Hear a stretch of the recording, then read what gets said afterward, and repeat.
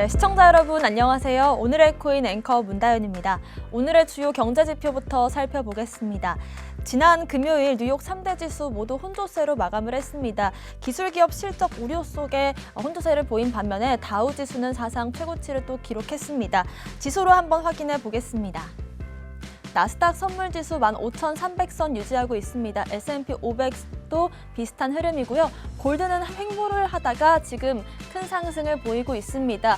골드가 당분간 좀 상승세를 보일 것으로 전망이 되는데요. 블룸버그 통신도 글로벌 인플레이션이 꽤 오랫동안 강하게 이어질 것으로 보인다면서 금과 같은 안전 자산에 이제 자금이 몰릴 것이다라고 봤습니다. 테슬라는 900슬라를 시원하게 넘겼습니다. 909까지 올라왔고요. 코인베이스는 강보합권에서 마감했습니다.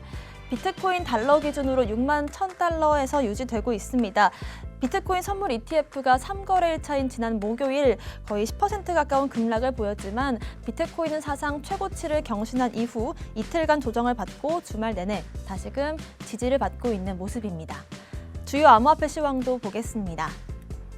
네, 비트코인 가격 최근 급등세에 따른 피로감으로 회복하지 못하고 지금 횡보를 하고 있습니다. 알트코인들도 변동성이 좀 둔화된 모습인데요.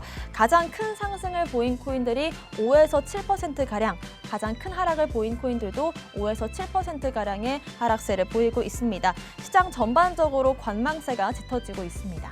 오늘의 코인 이슈도 짚어보겠습니다. 첫 번째 이슈는요. 비트코인 조정이 아직 끝나지 않은 걸까요? 10만 달러 전망, 물거품 되는 건 아닐지 궁금합니다.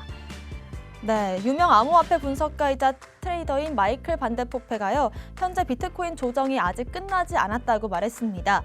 유튜브에서 비트코인이 회복을 조짐을 하기 전에 다시 한번 떨어질 수 있다고 본 건데요. 5만 7천에서 5만 9천 달러를 유지해줘야 이 강세 모멘텀을 유지할 수가 있고 만약에 이 부분을 지켜준다면 앞으로 25에서 50%가량 상승할 수 있다고 봤습니다. 또 비트코인 분석가인 테크 대부도 트위터를 통해서 2021년 여전히 강세장이 이어지고 있다고 봤는데요. 비트코인이 6만 달러 아래로 떨어진다고 하더라도 결국에는 22만 8천 달러에서 25만 달러까지 갈 수 있을 것이다 라고 봤습니다. 그리고 펀드 스트레스 창업자이자 수석 애널리스트인 톰 리도 비트코인 선물 ETF 출시로 인해서 비트코인에 대한 수요가 늘 것으로 보인다고 말했습니다. 연내 10만 달러를 뚫어도 놀랍지 않다고 봤는데요. 비트코인은 결국에는 16만 달러까지 오를 것이다 라고 전망을 했습니다. 또 포브스에 따르면 파인더가 의뢰한 50명의 비트코인과 암호화폐 트레이더들이 비트코인 가격이 2021년 계속 상승을 해서 8만 달러 최고치를 경신한 이후 2025년에는 25만 달러, 그리고 2030년에는 비트코인 한 개당 500만 달러까지 갈 것이다 라고 봤습니다. 결국엔 이렇게 제목을 뽑았지만 결론을 보자면 올해 연말까지 계속해서 상승할 것이다 라는 기대를 가져도 좋을 것 같습니다. 지금 현재 6만 달러에서 거래되고 있지만 이 지지라인이 무너진다 하더라도 결국에는 8만을 넘어서 10만 달러까지 가지 않을까 생각이 됩니다.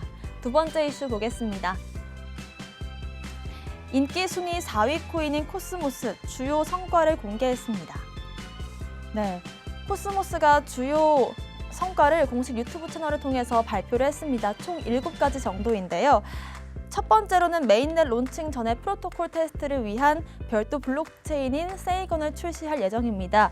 이것은 폴카닷의 쿠사마와 비슷하다고 하는데요. 두 번째 호재는 블록체인 게임 플랫폼인 포르테와 파트너십을 맺었습니다. 세 번째로는 코스모스 블록체인 개발자들을 위한 올인원 플랫폼 스타포트를 출범하고요. 네 번째로는 코스모스의 크로스체인 디파이 플랫폼 서비스인 에머리스를 오는 12월 퍼블릭 런칭할 예정이라고 합니다. 다섯 번째로는 인젝티브 IBC를 통한 크로스체인 디파이 마켓을 적용해서 신규 스테이블 코인과 예치 상품을 4분기에 출시할 예정이라고 했습니다. 여섯 번째로는 테라 IBC를 적용할 예정이라고 하는데요. 코스모스의 생태계를 적용할 예정이라고 합니다. 또 마지막으로는 코스모스 사상 최대 규모의 해커톤을 진행할 예정입니다. 100만 달러 상금풀을 갖고 있다고 하는데요.